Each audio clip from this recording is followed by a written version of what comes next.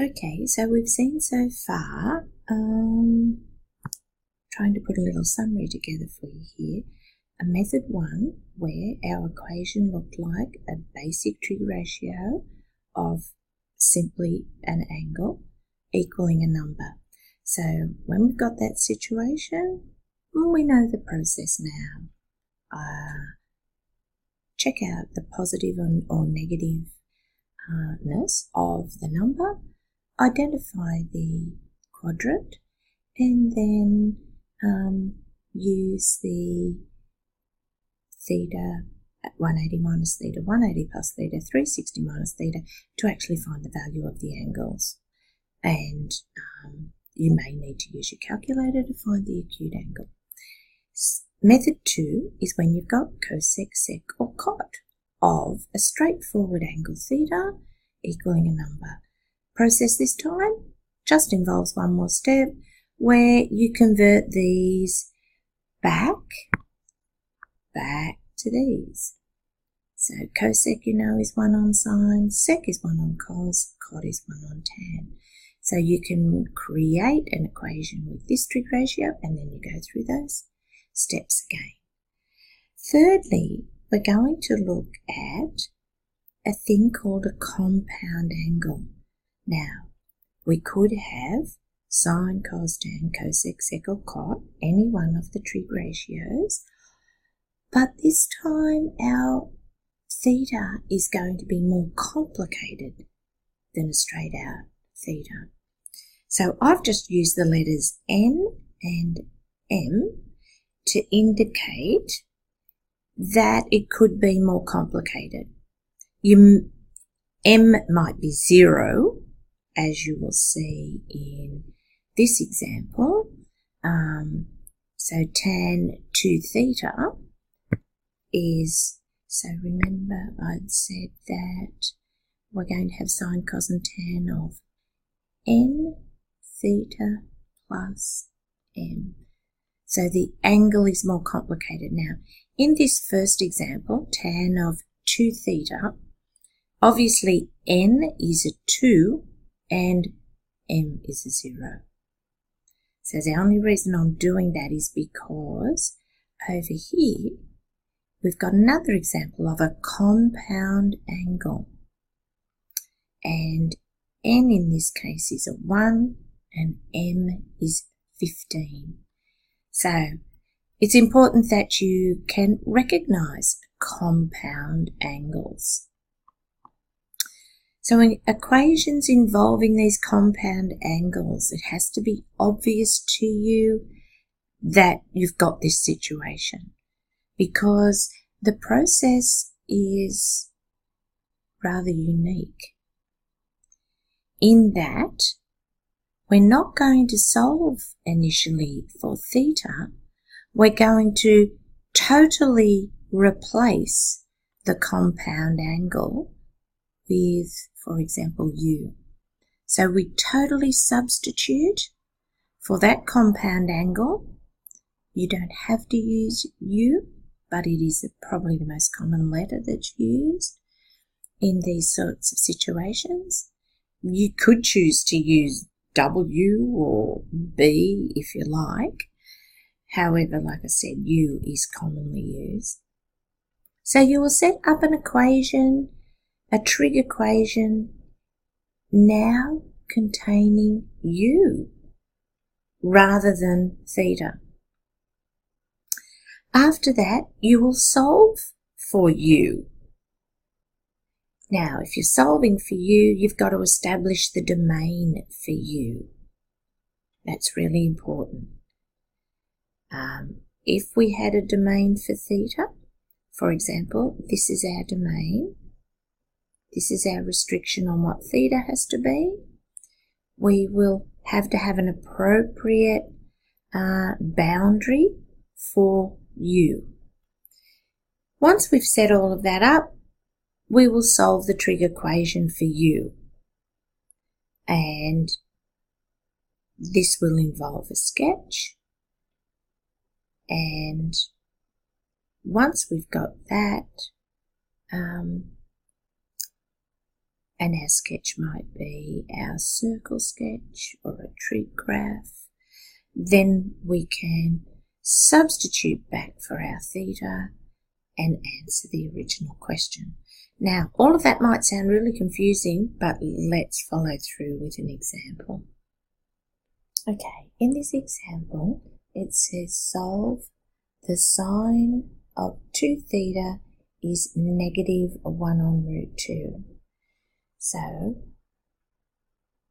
it's a nice straightforward trig ratio. This is the problem, the fact that it's got 2 theta, which we can't ignore, that automatically classifies it as a compound angle.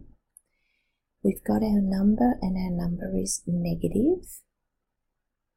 So, apart from the fact that we've got this 2 theta, everything's looking quite okay, like we could just go to method 1. But because of the 2 theta, we have to introduce this concept of replacing the compound angle with something simpler. And the letter that we choose is U. Now, so I've done step 1, let U be the compound angle. Find the domain for U given the domain for theta. Here's our domain for theta. Now I don't want theta, I actually want 2 theta.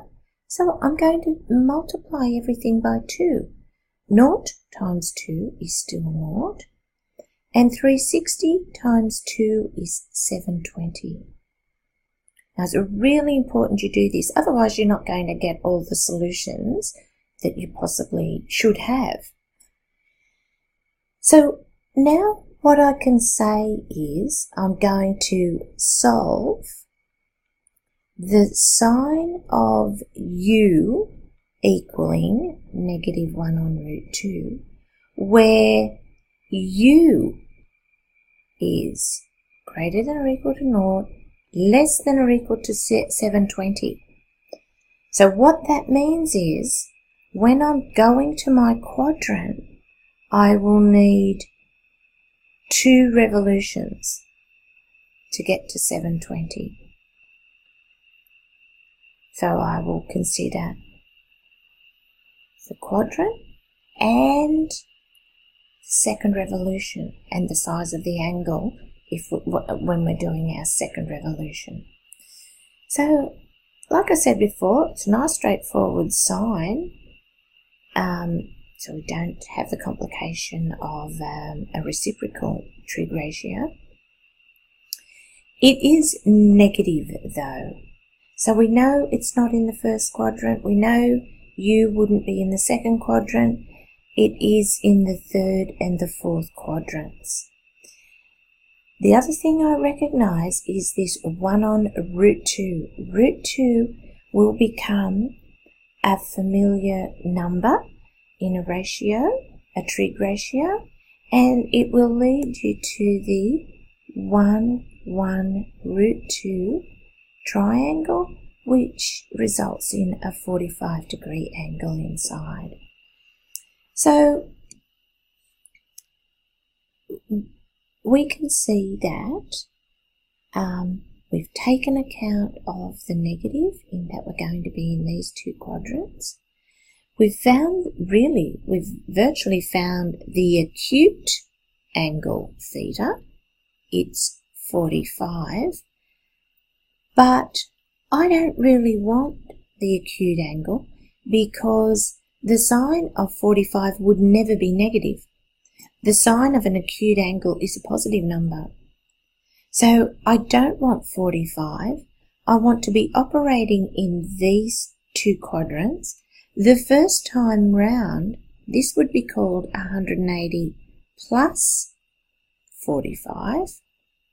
And this is our 360 minus 45.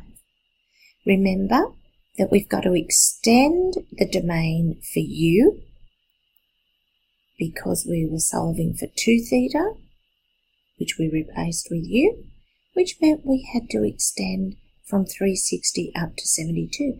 So we've got to do a second revolution. And so then we've got to think about what is the size of the angles on our second time around this circle?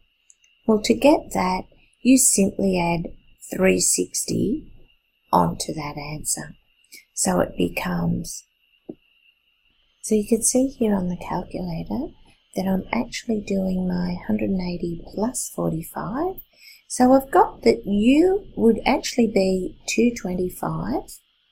I now need to calculate 360 minus 45, which is 315. Now, I was saying before that on my second way around, I want to add 360 on to 225. So let's go to our 225, whoops. And one complete revolution round is another 360. And so that gives us 585. And the same with 315. We're going to add 360 and get 675.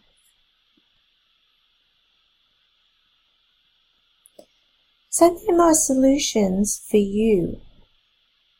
However, we're not solving for U, we're solving for 2 theta. Sorry, we're solving for theta. So I now go back and replace, or I take my current answers and I replace the U with 2 theta is 225, 315, 585 and 675. Clearly, I need to divide all of those by 2, which will give me 112.5. Divide 315 by 2 is 1, 5, which is 157.5, half the 585, and you can go to your calculator and check these. We're just dividing these numbers by 2, and 675 divided by 2 gives us 337.5 as our answers for theta. So we actually get 4 answers, and you must give all 4. Remember, if you didn't adjust U to account for the 2 theta that we were solving for, then we wouldn't get the third and fourth values, and we wouldn't have known to have gone for the second revolution. We know not to stay here with these answers for U as 225, 315, 585, because even if we didn't observe that now we've found U and we should have been finding theta, let's say we just didn't even observe that, which will become something that you will never do, really, because you're going to pay attention to the finer details and not lose track of where you're at. It's fine to sub for U for what we were getting as long as you keep track of that. You solve for U, and these values are way too big for this restriction anyway. Why are they too big? Well, they're too big because these are values for U. They'll all get adjusted once we reintroduce theta, and when we do reintroduce theta, we see all the values for theta come back within the acceptable range. Theta had to be less than 360. Our biggest value is less than 360. So I think I'd better stop the video there now, and I'll write up the next the solution for the next example, and maybe just leave it at that without a video.